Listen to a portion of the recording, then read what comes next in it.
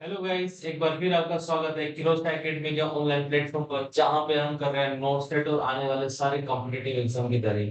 जी हाँ फ्रेंड्स, मेरे प्यारे दोस्तों, हम कर रहे हैं बहुत अच्छे से मेहनत, रेगुलर हम लगे हैं आपकी सफलता के लिए। मुझे उम्मीद है आप अच्छे से मेहनत कर रहे होंगे अपने आने वाले एग्जाम के लिए, जो परसों होने वाला है। 2-3 दिन में अपना नोट सेट का एग्जाम है, जिसकी आप बहुत अच्छी से तैयारी कर रहे हैं। आई होप आप इसी तरह से मेहनत कंटिन्यू करते रहें। आज हम आपके लिए लेके आए एक छोटी सी झलक उस पेपर की जो 2020 में हुआ था, नोट सेट का।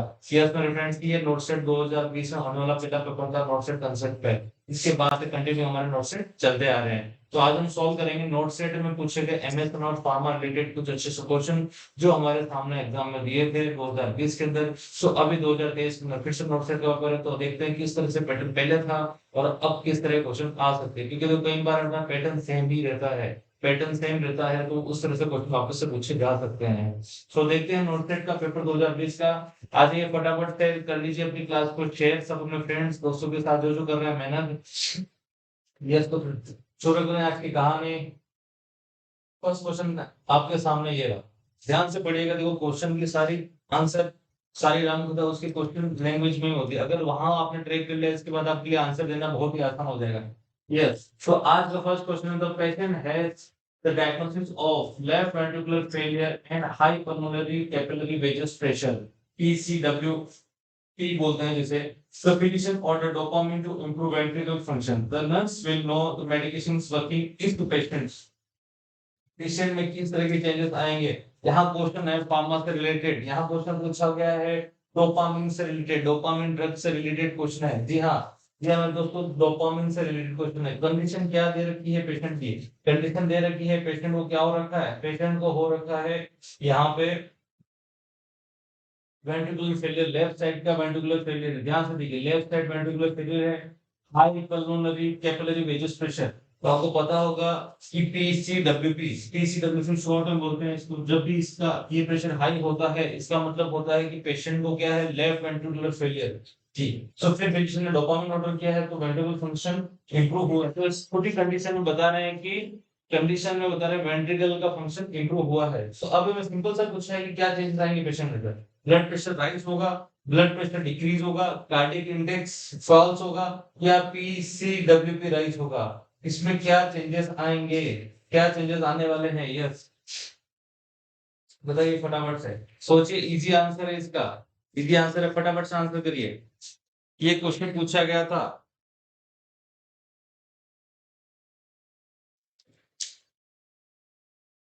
यस, फटाफट से बताइए क्या हो सकता है आंसर।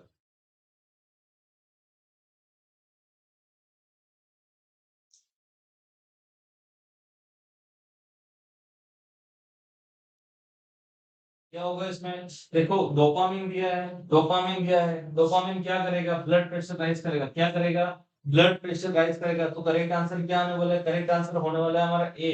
ए क्यों होगा मेरे दोस्तों, ए क्यों होगा, ए आंसर क्यों होगा, ये बताइए फटाफट से।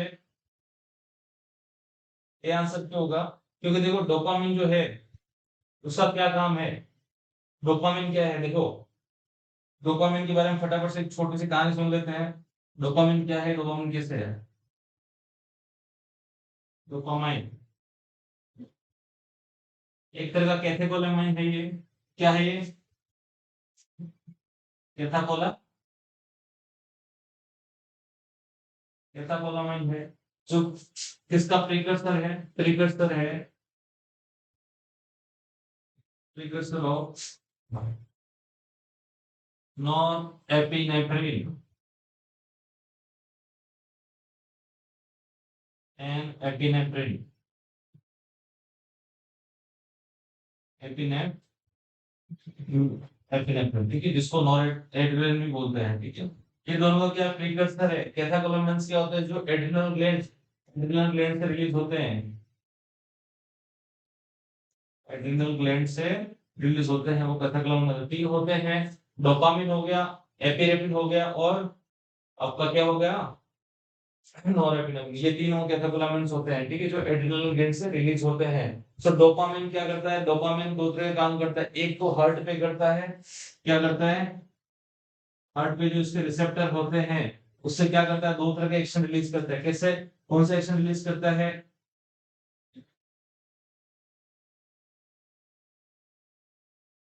क्रोमोट्रोपिक क्या होता है? एक होता है क्रोमोट्रोपिक और दूसरा होता है आइनोट्रोपिक। आइनोट्रोपिक, क्रोमोट्रोपिक और आइनोट्रोपिक। क्रोमोट्रोपिक क्या करता है? क्रोमोट्रोपिक क्या करता है? क्रोमोट्रोपिक करता है increase ventricle contraction. Ventricle contraction को इंक्रीज करेगा। Increase ventricle contraction. और आइनोट्रोपिक क्या करेगा?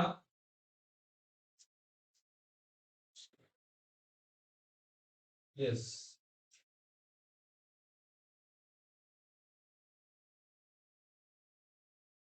क्रोमोट्रोपिक तो क्या करेगा? सॉरी, क्रोमोट्रोपिक करेगा आपका हार्ट रेट इंक्रीज करेगा। और आइनोट्रोपिक क्या करेगा? वेंट्रिकल का कॉन्ट्रैक्शन इंक्रीज करेगा, कॉन्ट्रैक्टिबिलिटी बढ़ाएगा। क्या करेगा? कॉन्ट्रैक्टिबिलिटी बढ़ाएगा। कॉन्ट्रैक्टिबिलिटी बढ़ाएगा तो उससे क्या होगा? क्या होगा? कार्डियक आउटपुट इंक्रीज होगा। ठीक है, तो कार्डियक आउटपुट इंक्रीज होगा। सो मेनली क्या होगा? कार्डियक आउटपुट इंक्रीज होगा तो ब्लड प्रेशर क्या होगा? डिक्रीज होगा, घटेगा। ब्लड प्रेशर इंक्रीज होने वाला है। क्लियर है? क्लियर है। पीसीडब्ल्यू की राइज है, तो पीसीडब्ल्यू की राइज है तो मतलब क्या है? पीसीडब्ल्यू की राइज मतलब ऑलरेडी लेफ्ट वेंट्रिकुलर फेलियर है, लेफ्ट हार्ट साइड फेलियर है। कार्डियक सिम्पटम्स सोल्व होता है, मतलब कार्डियोजेनिक शॉक होता है। क्या होता है? कार्डियोजेनिक शॉक के अंदर कार्डियक इंडेक्स का इंपॉर्टेंस होता है कार्डियोजेनिक शॉक के अंदर। क्लियर है? सो क्रोमोटोपिक इफेक्ट और आइनोट्रोपिक इफेक्ट डोपामिन दिखा रहा है आपका कैटेकोलामिन का प्रीकर्सर है। एक तरह का कैटेकोलामिन है, दूसरा क्या है? एक तरह का न्यूरोट्रांसमीटर की है। क्या है ये? न्यूरोट्रांसमीटर। क्वेश्चन आते हैं बहुत सारे डोपामिन के ऊपर, ध्यान रखना न्यूरोट्रांसमीटर है एक तरह का। उसमें भी क्या करता है ये क्या था? सबसेनिया नाइग्रा से रिलीज होता है। कहां से रिलीज होता है? सबसेनिया नाइग्रा वेस्टर्न गैंग्लिया का पार्ट है, वहां से रिलीज होता है। इसके बाद क्या होता है? वहां से रिलीज होने के बाद क्या करते हैं ये? सबसेनिया नाइग्रा से रिलीज होता है। इसके बाद क्या होता है? डोपामिन क्या होता है? दो बीमारियों में घटता है। इसमें देखो पार्किंसन में तो क्या हो जाता है? ये घट जाता है। किसमें? पार्किंसन में तो ये घट जाता है। अगर डोपामिन डिक्रीज हो गया तो पार्किंसन होगा, और इंक्रीज हो गया तो सिजोफ्रेनिया। सिजोफ्रेनिया। क्लियर है? स्किज़ोफ्रेनिया और पार्किंसन दो बीमारियां होगी। क्लियर है? घटेगा तो पार्किंसन होगा, और इंक्रीज होगा तो सिजोफ्रेनिया होगा। क्लियर हो गया? अब आते हैं बात डोपामिन की। क्लियर होगी? डोपामिन के बाद अब ध्यान रखना कि पीसीडब्ल्यूपी जो आपको पूछा है, PCWP pulmonary pulmonary capillary wedge pressure, मतलब जो पल्मोनरी होती है, जो लंग्स के अंदर जो पल्मोनरीज जाती हैं, पल्मोनरी आर्टरी जाती है, पल्मोनरी वेन्स जाती है, उनकी लास्ट कैपिलरीज उसके अंदर बचा हुआ ब्लड है ना, इस वेजेस में जैसे इस तरह का होता है, इस तरह का होता है। ठीक है, इसमें जो बचा हुआ जो ब्लड है, ब्लड वॉल्यूम है, उसको बोलते हैं पल्मोनरी कैपिलरीज वेजेस प्रेशर। ये वेजेस प्रेशर होता है, उनके अंदर जो बचा हुआ ब्लड है उसके अंदर प्रेशर। तो नॉर्मली प्रेशर कितना होता है? 4 से 12 एमएम ऑफ एजी। कितना होता है? 4 से 12 एमएम ऑफ एजी। एक बार इसको क्लियर कर लेते हैं, स्क्रीनशॉट लेना तो ले लेना। नेक्स्ट इसको क्लियर कर रहे हैं हम। ठीक है, pulmonary pulmonary capillary wedge pressure कितना होगा? 4 से 12 MM of AG.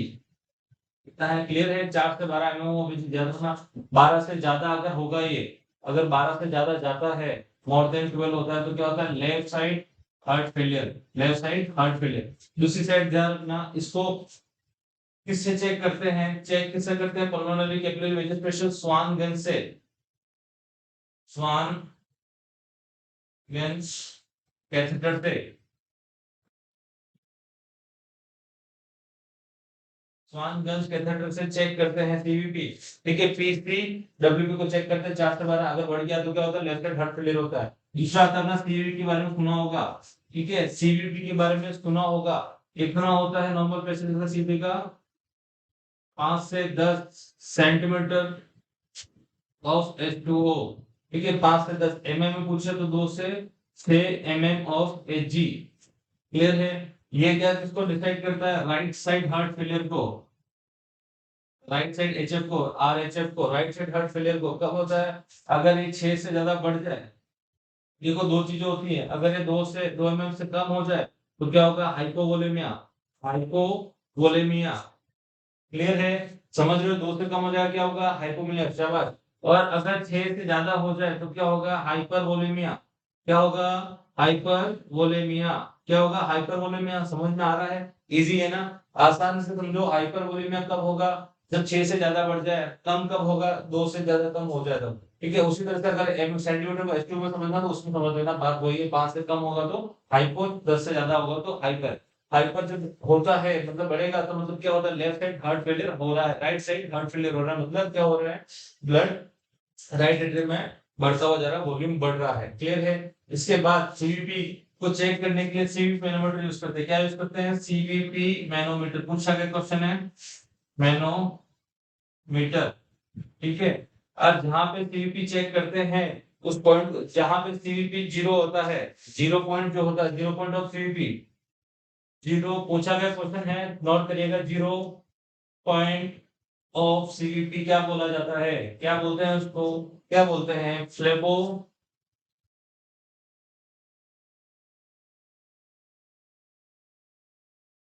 फ्लेबो axis, axis, फ्लेबो axis, axis बोलते हैं जिसको। जीरो पॉइंट ऑफ सीवीपी को बोलते हैं, ठीक है, क्लियर है? अब सीवीपी देखो, सेंट्रल वेनस प्रेशर बोलते हैं। क्या बोलते हैं? सेंट्रल वेनस प्रेशर, मतलब सेंट्रल की venous pressure, superior vena cava के अंदर जाता है कैथेटर। सुपीरियर वेना केवा के अंदर कैथेटर डालते हैं वाया किसके थ्रू? जुगुलर वेन, इसको बोलते हैं आईवीजी। आईवीजी का मतलब क्या होता है? आईवीजी का मतलब होता है आईवीजे, ठीक है। आईजेबी, आईजेबी है ना? IJV, internal jugular vein, internal jugular vein. So concept clear है आपका? देखो, आईजेबी के थ्रू डाला जाता है सेंट्रल वेनस कैथेटर। कहां पे जाता है? सुपीरियर वेना के, सुपीरियर वेना के अंदर क्या देखा जाता है? प्रेशर देखा जाता है जो होता है 5 से 10 centimetre H2O। Zero point of, zero point of CVP क्या बोला जाता है? जीरो पॉइंट ऑफ सीवीपी बोला जाता है फ्लेबोटॉक्सिक। क्या बोला जाता है? फ्लेबोटॉक्सिक पॉइंट, ठीक है।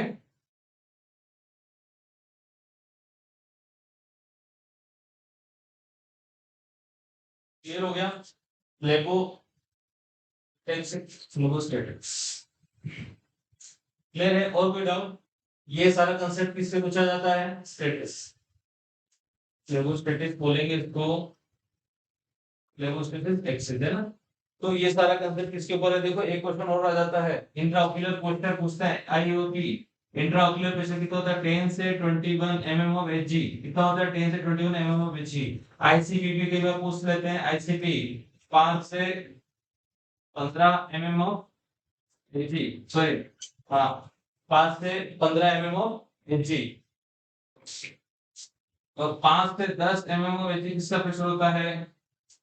5 से 10 होता है पोर्टल वेन, इसका होता है पोर्टल वेन का प्रेशर होता है 5 से 10। 5 से 10 किसका होता है? पोर्टल वेन का होता है, क्लियर है? चले नेक्स्ट क्वेश्चन की तरफ। नेक्स्ट क्वेश्चन की तरफ चले। तो यहाँ पे काफी सारे प्रेशर डिस्कस कर लिया हमने, है ना?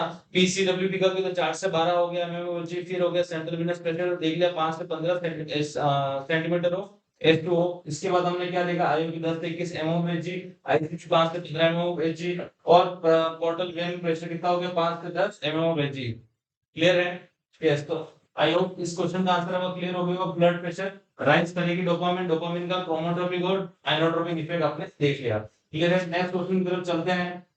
सेकंड क्वेश्चन आपके सामने ये रहा, फटाफट से देखिए और आंसर करें इस क्वेश्चन का।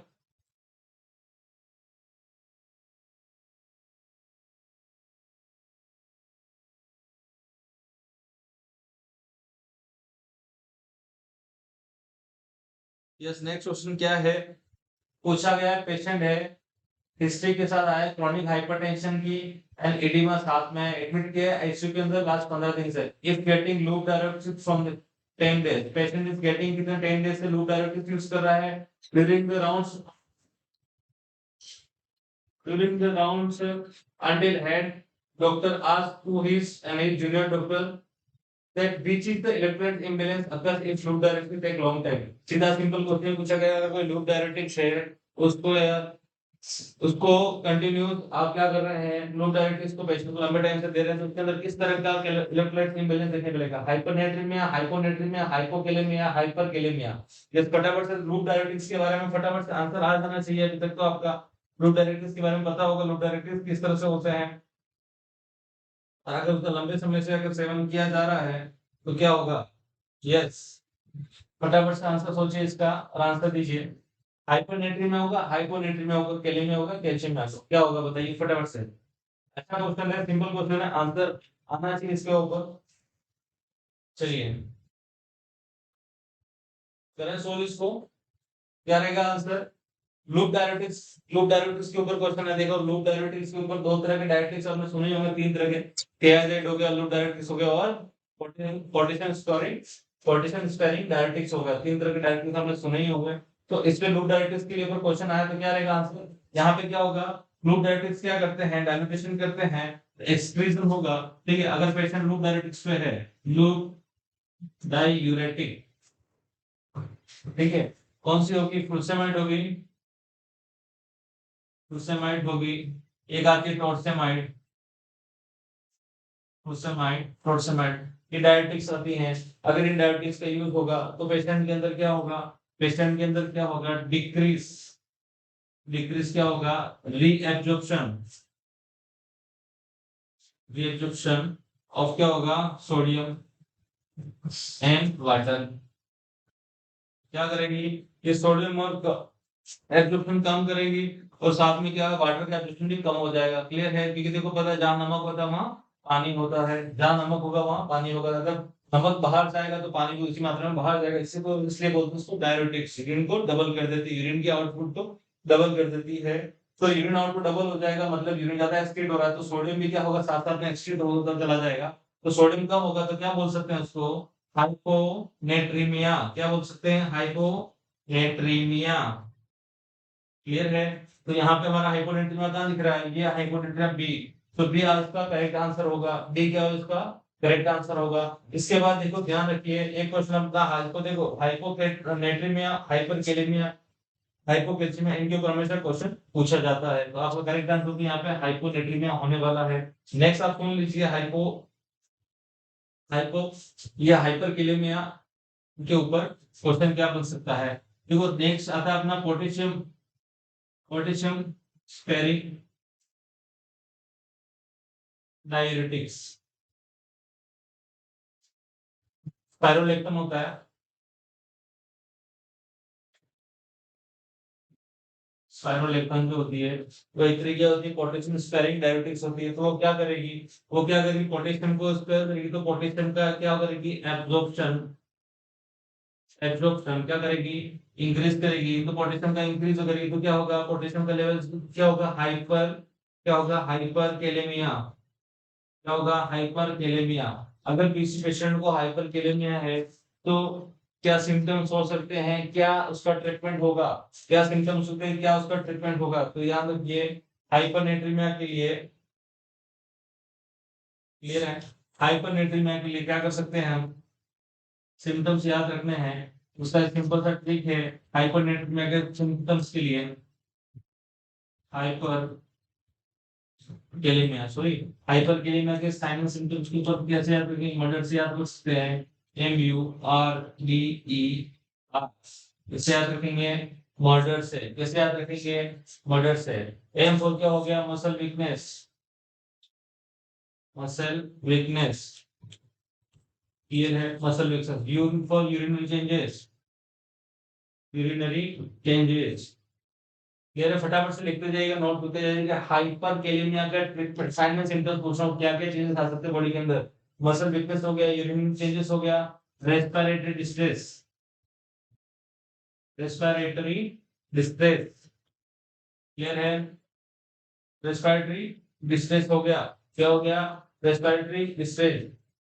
और क्या हो गया, डी हाइपरकैलेमिया, हाइपरकैलेमिया के अंदर और क्या होगा, डी फॉर क्या हो जाएगा, कार्डियक मोटिलिटी डिक्रीज हो जाएगी, ईसीजी चेंजेस हो जाएंगे और रिफ्लेक्स एब्नॉर्मल रहेगा।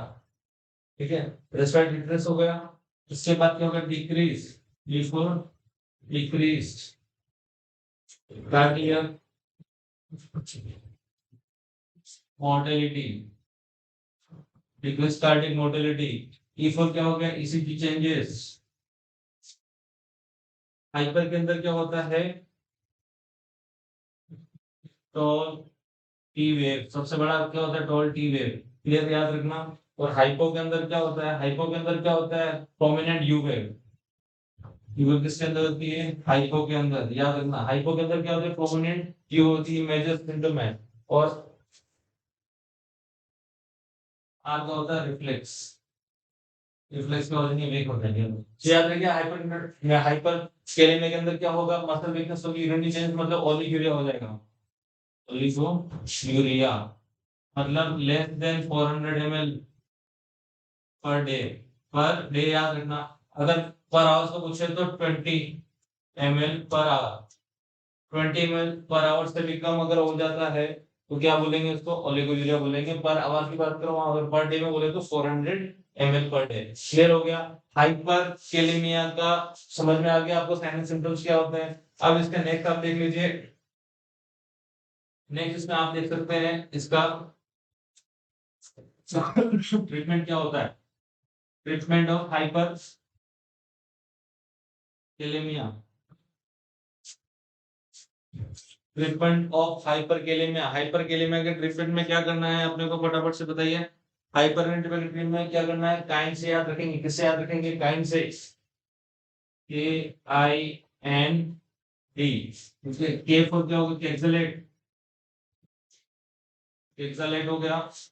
ऑरली दे सकते हो या फिर इनिमा के रूप में, ऑरल या फिर इनिमा के रूप में देंगे। आई फॉर हो गया इंसुलिन, इंसुलिन, ठीक है।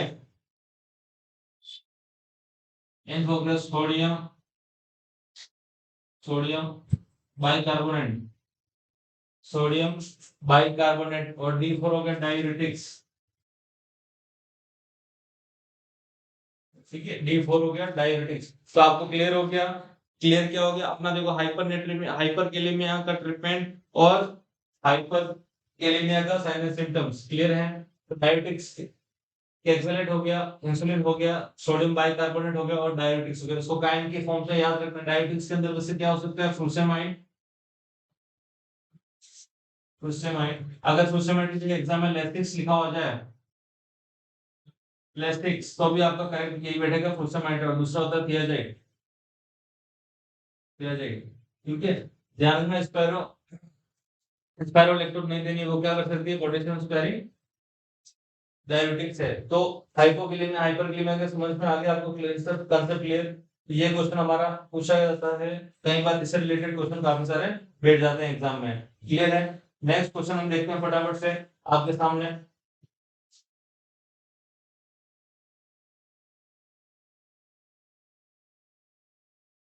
नेक्स्ट क्वेश्चन क्या है, yes, acetyl salicylic acid should be avoided in which condition, bacterial fever, viral fever, headache or none of the above।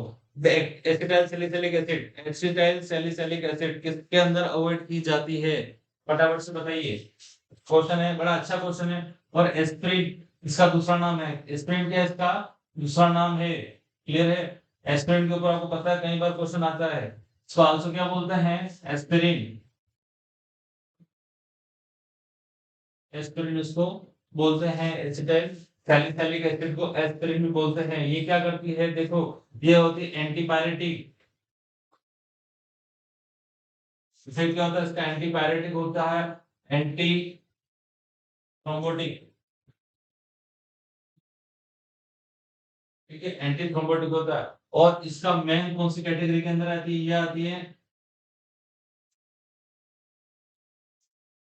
NSAID के अंदर, non steroidal anti inflammatory drug. क्या बोला जाता है इसको, NSAID के अंदर आती है, non steroidal, non steroidal anti inflammatory drug, इसको बोलते हैं, एस्पिरिन को बोलते हैं, क्लियर है। एस्पिरिन एंटीपायरेटिक भी है, एंटी थ्रोम्बोटिक भी है, ठीक है। ये दो तरह, तीन तरह के इफेक्ट दिखाती है। क्यों, अगर लो डोज पे दोगे तो ये एंटीपायरेटिक का इफेक्ट देगी, हाई डोज पे दोगे तो एंटी लो डोज पे एंटी थ्रोम्बोटिक और हाई डोज पे एंटीपायरेटिक इफेक्ट दिखाती है, इन्फ्लेमेशन को कम करती है। ये क्या करती है, एस्पिरिन क्या करती है, कॉक्स इनहिबिटर, कॉक्स को इनहिबिट कर देती है, कॉक्स को इनहिबिट कर देती है, तो उससे क्या होगा, कॉक्स मतलब साइक्लो ऑक्सीजनेज,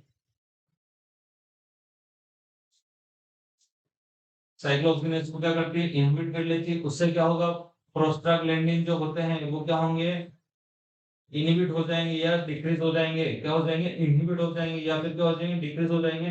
तो उससे क्या होगा, ये क्या करता है, प्रोस्टाग्लैंडिन क्या करते हैं, पेन रिसेप्टर जो होते हैं उनका वो क्या करते हैं, उनके लिए बहुत सेंसिटिव होते हैं, उनको बार स्टिमुलेट करते हैं, ट्रिगर करते हैं, तो क्या होगा, पेन एंड इन्फ्लेमेशन डिक्रीज हो जाएगा, पेन एंड इन्फ्लेमेशन डिक्रीज हो जाएगा। तो कई बार पूछा जाता है कि एस्पिरिन कौन से मोड ऑफ एक्शन पे काम करते हैं, तो कॉक्स इनहिबिटर है, कॉक्स फर्स्ट और कॉक्स सेकंड को इनहिबिट कर देती है। तो दूसरा एक जगह और एक्शन डालती है ल्यूकोट्राइन्स पे, ल्यूकोट्राइन्स पे भी एक्शन डालती है, तो उससे क्या करती है, उनको भी, इनको क्या कर देती है, इंक्रीज कर देती है, ल्यूकोट्राइन्स पे होते हैं, उनको क्या कर देती है, इंक्रीज कर देती है, इंक्रीज करने से क्या होता है, ब्रोंकोकंस्ट्रिक्शन,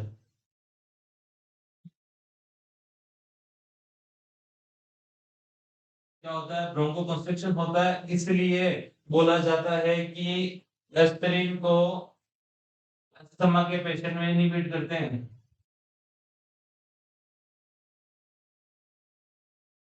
अस्थमा के पेशेंट में क्या है, अस्थमा के पेशेंट में क्या एस्पिरिन इनहिबिट करते हैं, क्यों करते हैं, क्योंकि एस्पिरिन क्या करता है, ल्यूकोट्राइन्स को भी क्या करता है, इंक्रीज करता है, कॉक्सा और ना साइक्लोऑक्सीजनेज को क्या करता है, डिक्रीज करता है या इनहिबिट करता है। तो साइक्लोऑक्सीजनेज को डिक्रीज करेगा तो क्या होगा, प्रोस्टाग्लैंडिन आपके इनहिबिट हो जाएंगे, उससे क्या होगा कि हिस्टामिन और रेटिकुलिन भी उनका सिंथेसिस भी रुक जाएगा, तो आपका इन्फ्लेमेशन, स्वेलिंग, पेन, रेडनेस, इनसे क्या आपको इजीनेस हो जाएगी, वहां आपके सिम्टम्स रिलीफ हो जाएंगे। बट अगर कोई अस्थमा का पेशेंट है, उसको आपने दे दी, तो उस पे क्या हो सकता है, उससे क्या हो सकता है कि उसका अस्थमा ट्रिगर हो सकता है, क्योंकि क्या करता है, ल्यूकोट्राइन्स को क्या करता है, इंक्रीज करता है, और ल्यूकोट्राइन्स क्या कॉज करते हैं, ब्रोंकोकंस्ट्रिक्शन, ब्रोंकोकंस्ट्रिक्शन होते हैं, आपको पता है एयरवे क्या हो जाता है, नैरो हो जाता है, नैरो एयरवे में क्या होगा, अस्थमा के अंदर जो साउंड समझे उसको क्या बोलते हैं, wheezing, wheezing whistle like sound आती है, क्वेश्चन आता है, क्लियर है। नेक्स्ट एस्पिरिन के ऊपर और क्या देख सकते हैं, एस्पिरिन के ऊपर, यस, एस्पिरिन सुपर आपने क्लियर आ गया, तो अस्थमा के पेशेंट के अंदर इनहिबिट है। इसके बाद एस्पिरिन क्या है बच्चों के अंदर, अपना क्वेश्चन क्या है बच्चों के अंदर, तो चाइल्ड लेस देन 13 इयर्स के अंदर क्या है, इनहिबिट है, क्या है, इनहिबिट है, कॉन्ट्राइंडिकेट है, क्या कर सकते हैं, कॉन्ट्राइंडिकेट बोल सकते हैं, कॉन्ट्रा इंडिकेटेड क्यों है, कॉन्ट्राइंडिकेट कोस क्या करती है, एस्पिरिन क्या करती है, रे सिंड्रोम कोस करती है, क्या कर सकती है, causes Reye syndrome, Reye's syndrome, Reye's syndrome क्या होता है, रेस सिंड्रोम क्या होता है, एक तरह का इमेच्योर लिवर डैमेज, क्या होता है, इमेच्योर लिवर डैमेज। सोलिड्स क्या कर सकता है, क्या क्या साइन एंड सिम्टम हो सकते हैं, रेस सिंड्रोम के अंदर, रेस सिंड्रोम के अंदर होता है हिपेटो,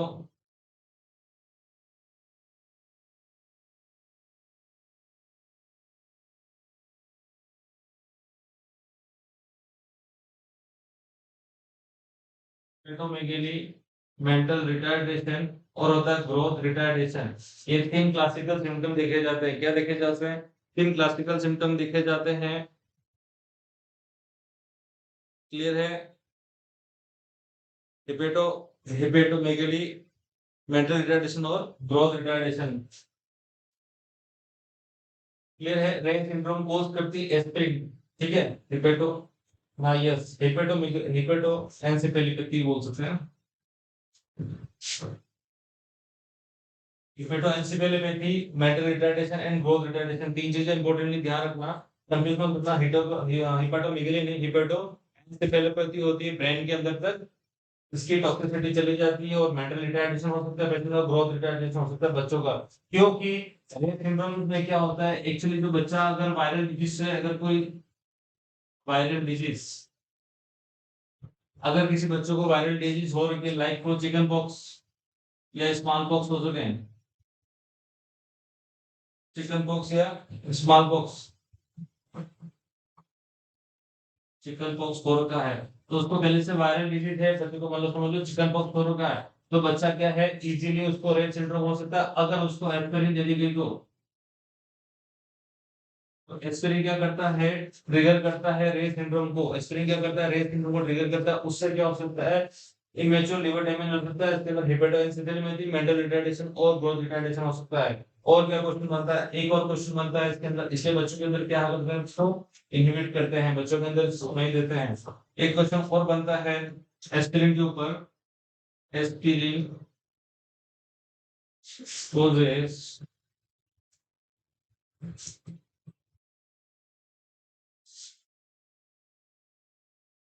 सेलिसिज्म। क्या होता है सेलिसिज्म कॉज करती है, मतलब इसमें क्या होगा टिनाइटस, टिनाइटस होगा, वर्टिगो होगा और वॉमिटिंग। ये लीजिए नोट कर लीजिए, सेलिसिज्म बोला जाता है, सेलिसिज्म, सेलिसिज्म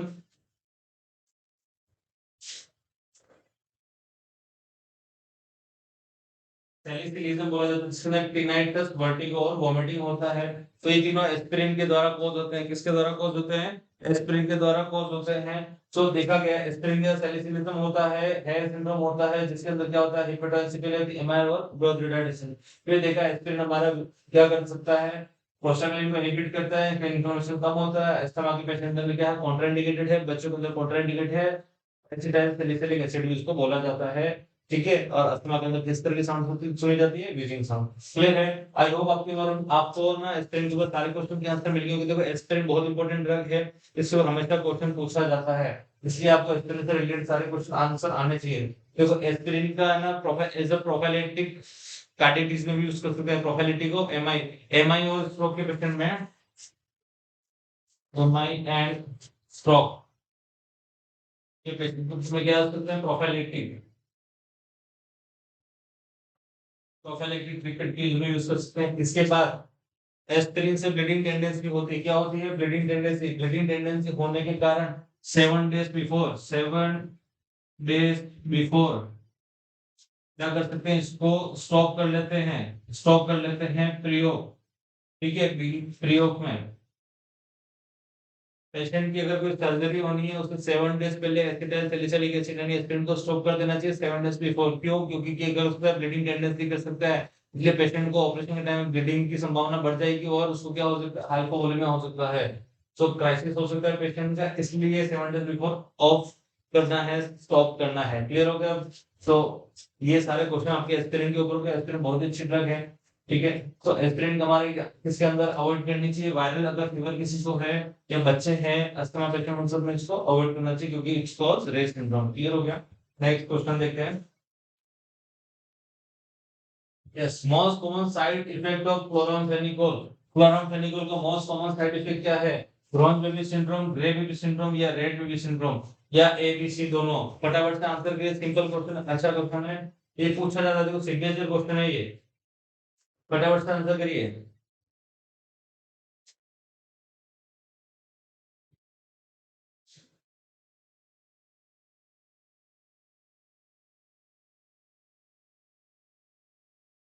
सो आपका आंसर आ ही रहा होगा, सिंपल क्वेश्चन है, अच्छा है, बहुत बार पूछा गया है, सिग्नेचर क्वेश्चन है, इंपॉर्टेंट है, स्टार लगा लीजिएगा इसके ऊपर, स्टार लगा लीजिए इसके ऊपर, क्योंकि देखो क्लोरामफेनिकोल क्या एक तरह के एंटीबायोटिक है, एंटीबायोटिक।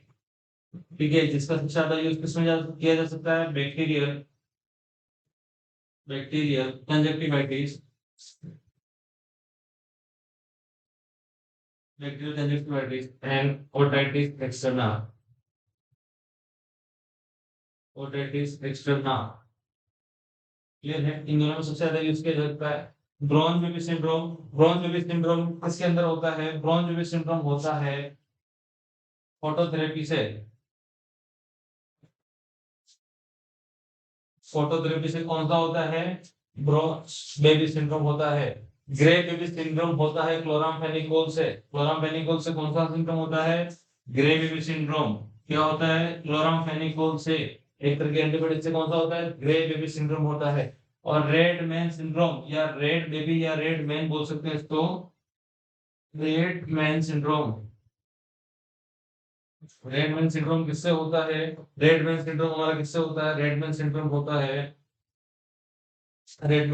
है वैंकोमाइसिन, वैंकोमाइसिन से होता है रेडमैन सिंड्रोम। क्लियर है? सो ब्रॉन बेबी सिंड्रोम अपना फोटोथेरेपी के अंदर हो गया। रेडमैन सिंड्रोम या रेड बेबी सिंड्रोम बोले तो वैंकोमाइसिन के अंदर, क्लोरामफेनिकोल के अंदर क्या होता है? Grey baby syndrome. क्लियर है? बहुत शानदार क्वेश्चन था। नेक्स्ट क्वेश्चन आपके सामने अगली क्लास में लेके आएंगे, क्योंकि देखो काफी वीडियो लेंथ हो चुकी है। अब इस वीडियो के बाद अगला नेक्स्ट सेकंड पार्ट में नेक्स्ट क्वेश्चन डिस्कस करने वाले हैं। आई होप आपको ये सेशन मजेदार लगा होगा। बहुत सारे क्वेश्चन पुटअप के, सिर्फ 4 से 5 क्वेश्चन कराए, पर उसमें आपको 30 से 35 क्वेश्चन आपके सामने रख लिए। तो आप इस वीडियो को अच्छे से देखिए, रिपीट में देखिए। अगर आपको अच्छा लगे तो कमेंट करिए, अगर कोई डाउट हो तो जरूर जरूर कमेंट बॉक्स में लिख करिए।